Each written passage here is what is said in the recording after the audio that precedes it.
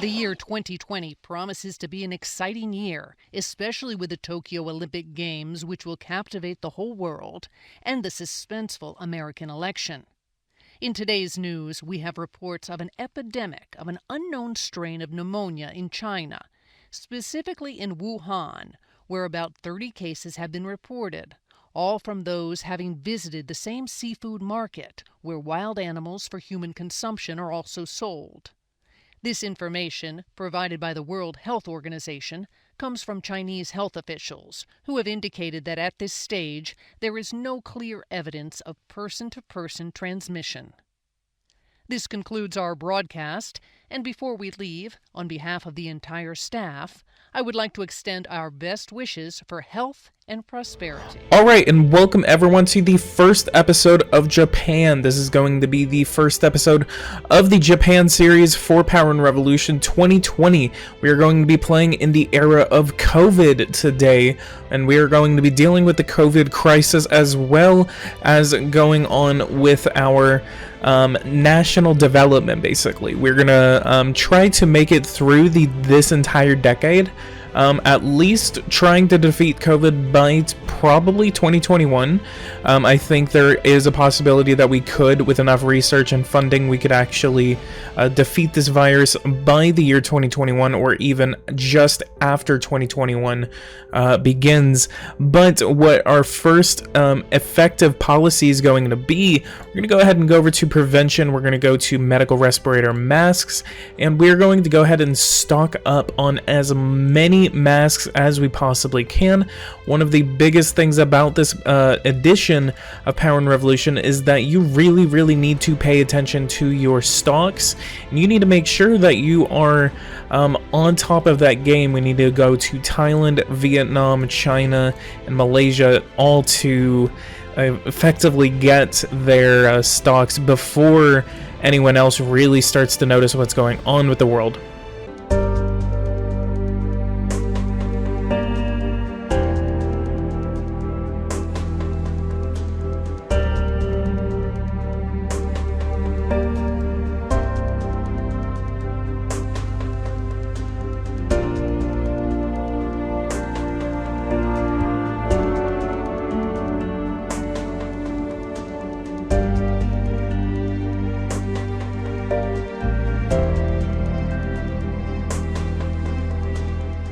So then we're going to go over to agriculture, and we're going to go ahead and give my agricultural industry $100 million each in subsidies. I really do like to actually subsidize these sectors, because they actually do help in economic development, and which let's go ahead and go over some of the information, because I usually actually like to affect this information, and I'm going to go ahead and start targeting specific sectors for development, and then I'm actually going to develop these sectors, and we're going to be paying attention to them as they develop throughout the game.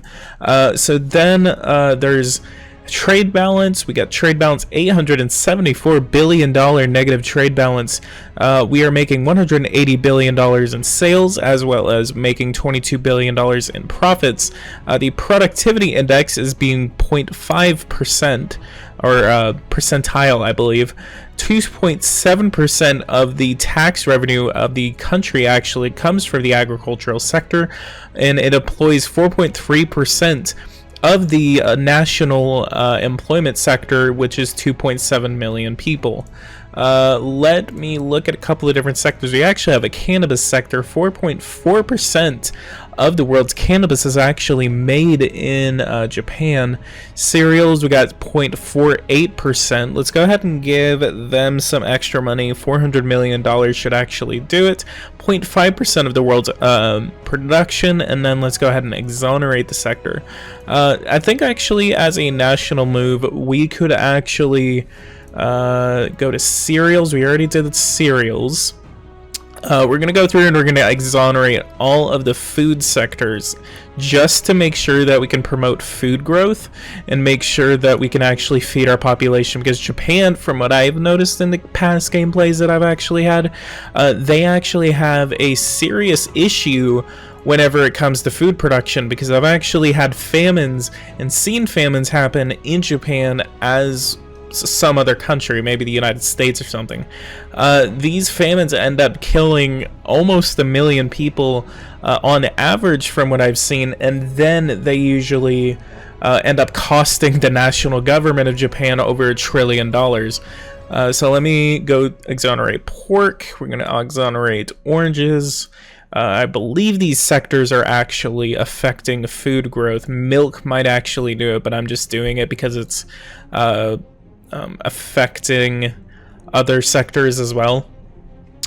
Beer, we're not going to do that. Exoneration for we're going to do banana, and then we're going to do apples. These are very simple sectors, but these exonerations probably might actually help.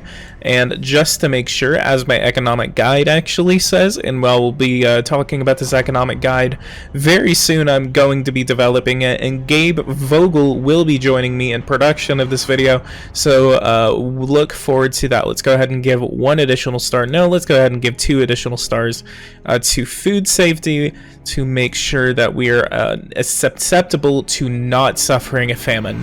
If we do, we might actually even have to turn to other countries to make sure that our imports are actually secured, because if we actually can get some national imports in, then that could actually help in our food situation. Let's go over to industry. Let's go to aeronautical construction, and let's give aeronautical construction $1 billion in subsidies, and then we're going to go ahead and exonerate the sector. And then as well, we are going to enter the government into this sector. I'm going to go ahead, and you're going to notice that I'm going to be doing this with a lot of sectors as the game goes on. So I'm going to go ahead and get a government entrance into the aeronautical construction sector. This basically means that the government would start its own company. So this basically means that the government is involved in the aeronautical, just the plane construction industry. So I don't even need a TV address to be able to get that passed. So let's go ahead and introduce it to the National Diet. The National Diet is actually the Parliament of Japan, so I'm going to go ahead and use Parliament and Diet interchangeably probably throughout the series. Let's go over to aircraft carriers and start our own aircraft carrier production. And I'm going to be very specific about certain sectors. Let's go over to automobile construction and give them $500 million in subsidies. Let's go over to building, housing, and roadway, give them $1.5 billion of subsidies.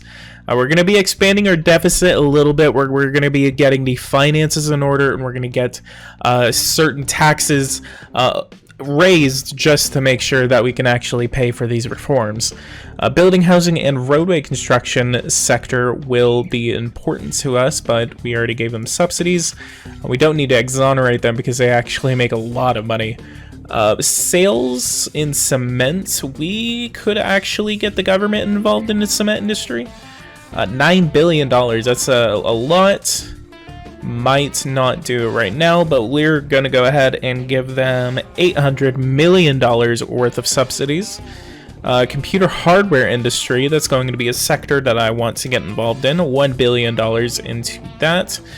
Let's see, $33 billion in sales, as well as $283 million in profits. That's a lot, but that productivity actually might be an issue. We need to get that the profits actually up, because I think that actually is how you affect the productivity index.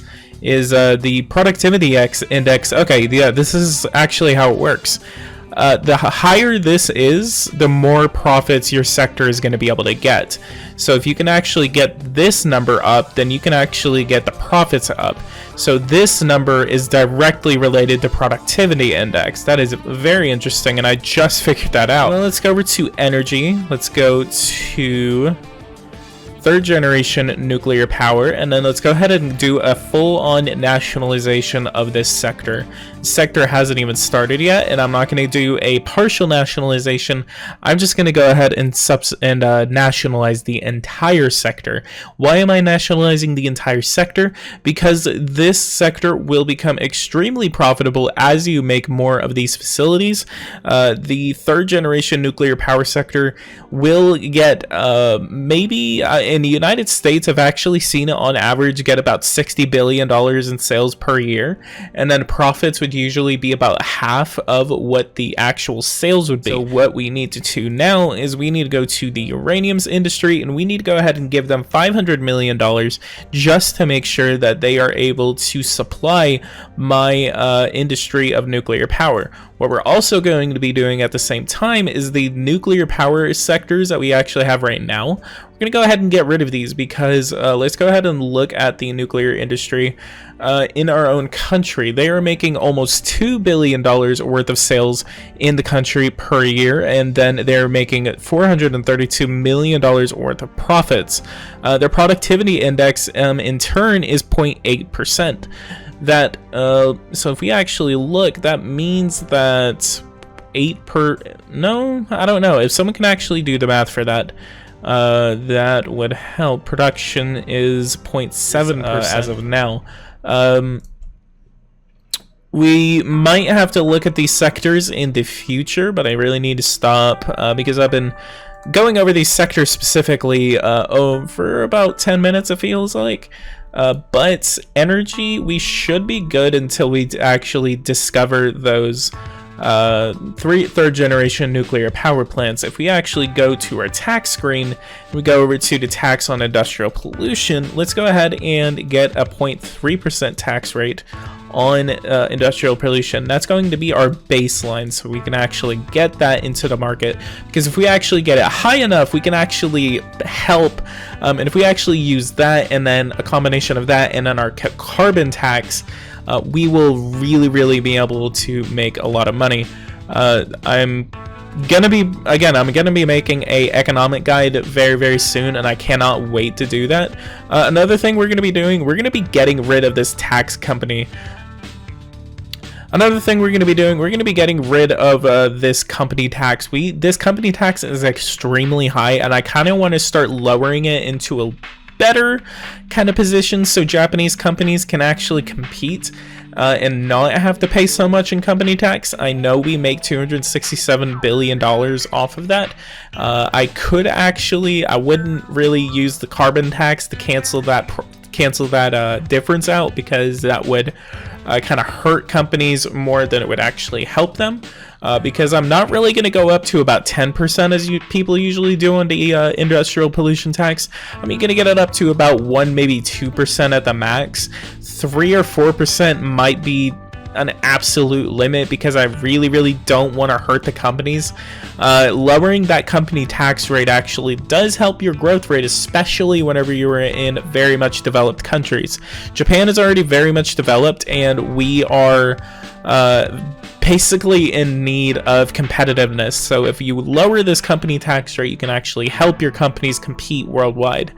We may or may not lower the employer-employee social security payments. We're making over $200 billion on these payments, but I don't think I need to mess with them. Maybe going down to 12%, maybe 10% if I really wanted to, but nothing lower than 10%.